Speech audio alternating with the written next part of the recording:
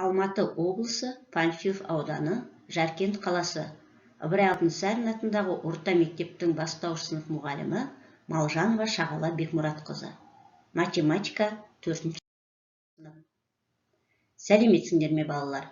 Бүгінгі сабағымыздың тақырыбы қос теңсіздіктер, астрономия деп аталады. Сабағымыздың мақсаты қос теңсіздікпен танысасың, қос теңсіздіктердің шешімдер жиынын табуды үйренесің. Балалар, астрономия туралы не білеміз? Астрономия ғарыштық денелердің құрылысы, дамуы, олар құрайтын ғарыштық жүйелер және тұтас ғалам туралы ғылым. Астрономия ғарыш кеңістігіндегі жекелеген денелерді немесе денелер жүйелерін, олардың құрылысын, пайда болуын және динамикасын, сондай-ақ оларда болып жатқан құбылыстарды зерттейді. Аспан денелеріне жұлдыздар, планеталар, планеталардың серіктері, кометалар, метеориттер жатады. Сондай-ақ ғаламшар аралық, жұлдыз аралық ортаны, қара құрдымдарды, тұмандықтарды, галактикалар және тағы басқаларын зерттейді. Ендеше балалар, бірінші тапсырманы орындайық. Өрнектерді есептеп, жауаптарын кестеде көрсетілген тәртіппен орналастыр. Сонда сен ғарыш кеңістігі мен ондағы нысандарды және жұлдыздар мен галактикаларда болатын өзгерістерді зерттейтін ғылым қалай аталатынын білесің. Жарайсыңдар балалар. Тапсырманы орындап болсаңдар, енді мұқият тыңдаңдар. Балалар жердің моделін шар түрінде жасады.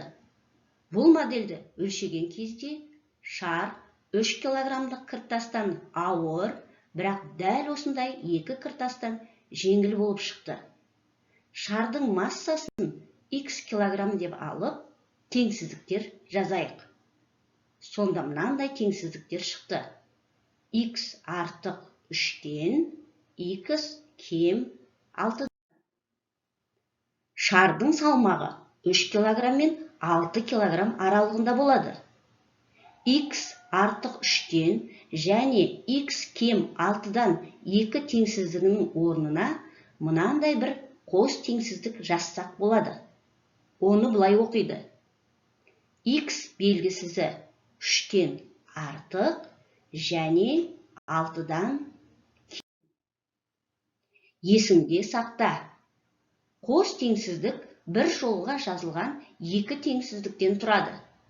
Яғни, x артық 3-тен, x кем 6-дан теңсіздіктерін қосу арқылы, x белгісізі 3-тен артық, 6-дан кем қос теңсіздігін жасай аласың. Сен бұл теңсіздіктің шешімдер жиынын сан сәулесінен көре аласың. Сан сәулесінде көріп тұрғандарындай, бұл қос теңсіздіктің шешімі 3 пен 6 сандарының арасындағы сандар болады.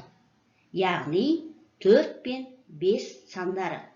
Сонда 4 пен 5 бұл шешімнің жиыны түрінде жазуға болады. X белгісізі 5-тен артық, 15-тен кем қос теңсіздігінің шешімдер жиынын тауып көрейік. Сан сәулесінде көргендей, X белгісізі 5 пен 15 сандардың арасындағы жатқан сандарға тең. Олардың шешімін барлық шешімдердің жиыны түрінде жазуға болады. Яғни, X 6, 7, 8, 9, 10, 11, 12, 13, 14 сандарына тең деген сөз. Жарайсыңдар балалар. Егер жаңа тақырыпты түсінген болсаңдар, екінші тапсырманы орындауға көшейік. Тапсырмамыз аспан әлемінде деп аталады. Ғарыш денелерінен С белгісізі 45-тен артық, 65-тен кем қос теңсіздігінің шешімі болатын денені тап. Қос теңсіздік шешімдерінің жиынын жаса, оқы. Тапсырмамызды орындап болсаңдар, Үшінші тапсырмаға назар аударайық. Қос теңсіздіктер жаз. А. Т белгісізі 4-тен артық және 9-дан кем. Ә. К белгісізі 5-тен артық және 18-ден кем. Б. М белгісізі 10-нан артық және 25-ден кем. В. Н белгісізі 6-дан артық және 15-ден кем. Төртінші тапсырма.